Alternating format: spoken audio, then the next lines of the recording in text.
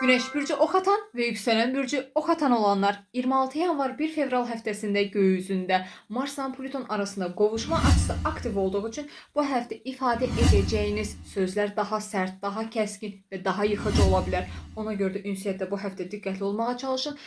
Bu həftə ifadə edəcəyiniz kiçik bir söz belə böyüyə bilər. Bacı qardaşlarınızla və yaxın çevrənizdəki insanlarla güc mücadilələri yaşamamağa diqqət və özen göstərin. Yaxın çevrənizdəki insanların kimin dost, kiminsə düşmən olduğunu bu həftə görə bilərsiniz.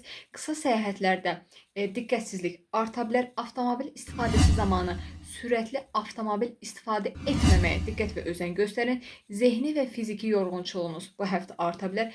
Yuxusuzluq, zehni yorğunçuluq və sinir sistemi həssasiyyəti bu həftə arta bilər. Ona görə də sağlığınıza özen göstərin. Yuxu rejiminizi bu həftə qoruyun. Haqlı çıxma ehtiyacınız bu həftə yüksələ bilər. Gizli qalan bir mövzu ortaya çıxa bilər.